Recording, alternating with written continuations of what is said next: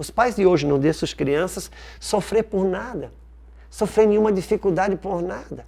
Então, quando esse adolescente chega por 14, 15, 16, 17 anos, que ele sai para a vida e ele encontra esse mundo hostil, uma ofensa, uma buzinada exagerada, um corte de um professor, um xingamento, um namorado que termina, aquilo é algo tão grande, tão grande, tão grande que ele quer se suicidar.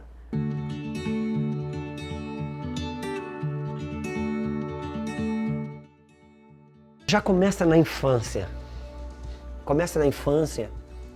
Os pais de hoje, eles bombardeiam o bebê desde quando ele nasce com altos estímulos. O bebê tem 3 meses. Ele está cheio de coisa super colorida em cima dele. Ele tem um dado desse tamanho, roxo, vermelho, alaranjado. Ele é tão estimulado, tão poderosamente, que daqui a pouco, quando ele está num ambiente cinza, ele chora desesperadamente. Só que o ambiente cinza, opaco, um ambiente não colorido, é 95% do tempo dele. Mas ele é estimulado por tantas coisas. Com menos de um ano, ele está com um tablet todo colorido na sua frente. São tantos estímulos que daqui a pouco, para ele se aquietar e se segurar, ele não aceita nada além daquilo. Então ele está toda hora inquieto.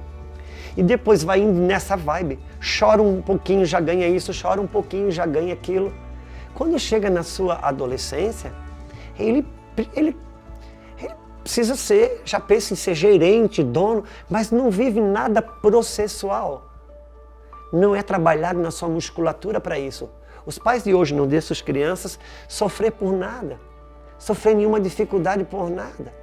Então, quando esse adolescente chega por 14, 15, 16, 17 anos, que ele sai para a vida e ele encontra esse mundo hostil, uma ofensa, uma buzinada exagerada, um corte de um professor, um xingamento, um namorado que termina, aquilo é algo tão grande, tão grande, tão grande que ele quer se suicidar.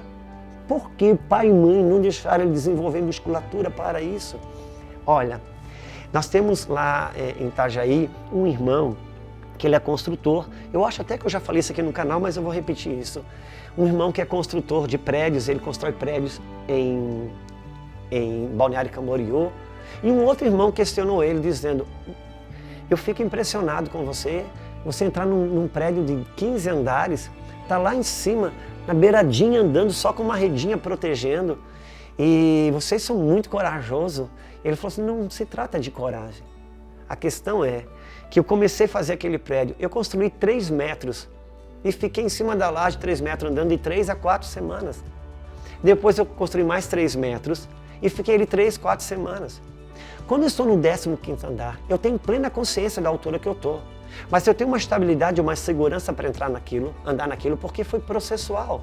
Mas depois do prédio pronto, quando eu entro no elevador, subo 15 andares, entro num apartamento e eu vou na sacada de um apartamento daquele, me dá um choque no primeiro momento.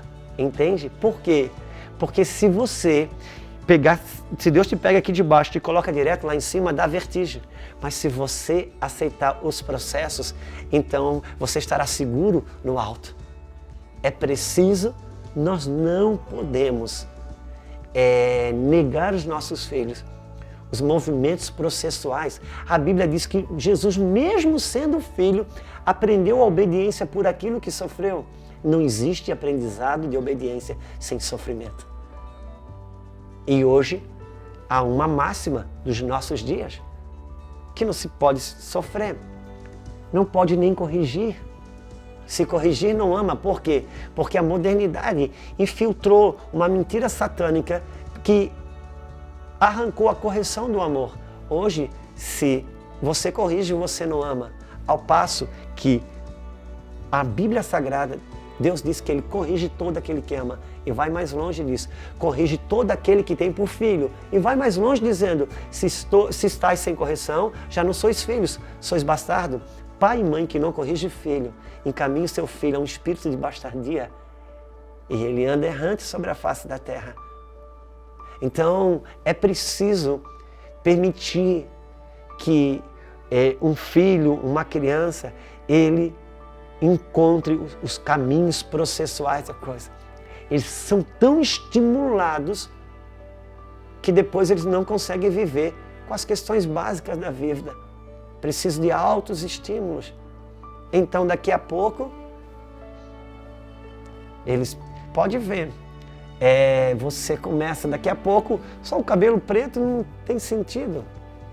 Então, pinta de amarelinho, mas daqui a pouco é pouco, pinta de vermelho, daqui a pouco é pouco, porque tudo é muito. Precisa de grandes estímulos.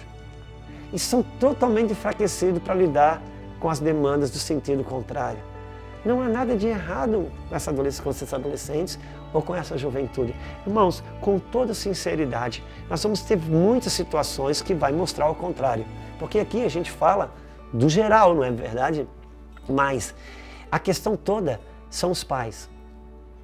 Nós precisamos entender que a Bíblia diz que Deus converterá o coração dos pais aos filhos e dos filhos aos pais. Se Deus vai converter primeiro o coração dos pais para depois os filhos, quem é que está desviado? Quando você vê uma geração fragilizada, não é essa geração que é frágil. Essa geração é produto de alguém que a gerou. É por isso que os pais precisam se converter. Os pais precisam se converter para que os filhos sejam resgatados. Entenda uma coisa. Não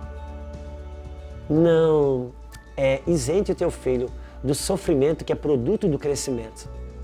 Não isente. Os pais de hoje não conseguem ver seu filho crescer em nome do amor. Mas isso é um falso amor. Por quê? Porque não é o pai querendo que o filho não sofra. É o pai querendo evitar o seu sofrimento de ver o seu filho sofrer. Isso não é amor. Isso é egoísmo. Porque o amor não poupa o outro. O amor não se poupa, o amor poupa o outro. Nós já falamos sobre isso aqui, mas a questão é essa, a questão dos pais. Aí é claro, aí vem o quê? Vem esse movimento todo político que nós temos aí, que transforma tudo em bullying, que transforma tudo em não sei, tudo protege, dá uma maximização na dor. É uma geração de um jogador de futebol que a gente conhece. Qualquer coisa, cai no chão, faz um berreiro e se nega a se levantar para ajudar o time. Ele se tornou um emblema mundial dessa forma, achando que a dor dele é maior do que todo mundo. Então, se levanta, está todo mundo correndo, está todo mundo sujando calção, está todo mundo levando butinada. E ainda mais, se você leva mais, mas entenda também, tem todo um time jogando para você. Então, nós estamos vivendo esses dias, precisamos recuperar a capacidade de viver os sofrimentos que são produto do crescimento. Nós estamos falando do sofrimento pelo sofrimento, mas o sofrimento que é produto do crescimento. Entenda uma coisa, a gente a todo momento aliciado pelas propostas do tipo, ganhe dinheiro sem precisar ter crédito, emagreça sem parar de comer. E nós sabemos que essas coisas não são verdade. As verdadeiras conquistas, elas não vêm a não ser por meio de alguns sacrifícios que são feitos, né?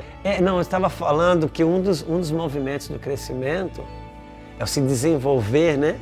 Se desenvolver para a gente é uma coisa crescendo, mas a palavra desenvolver é a palavra desenvolver. Você ser desenvolvido de algo que você está envolvido. É isso que te dá o crescimento. Então a gente estava falando inclusive da criança. Quando a criança vai ser desenvolvida do envolvimento da fralda para fazer um xixizinho no vaso, ela passa por um sofrimento ali. E o sofrimento que ela passa não é na mão do diabo. O sofrimento que ela passa é na mão de quem mais ama ela, porque quem decide que agora ela vai precisar largar a fralda é o pai e a mãe.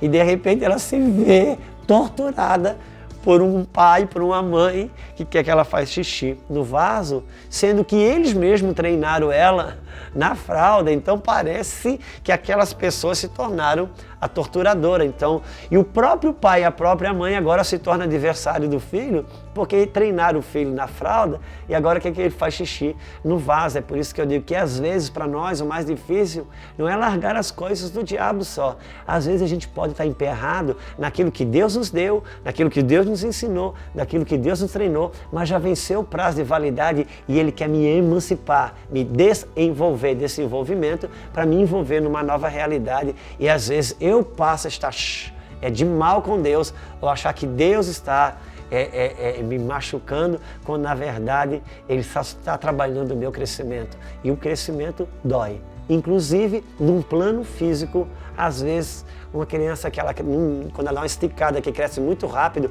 ela sente dores no osso. O pai e a mãe levam no médico, o médico diz, não, essa dor é normal, é a dor do crescimento, porque crescer dói.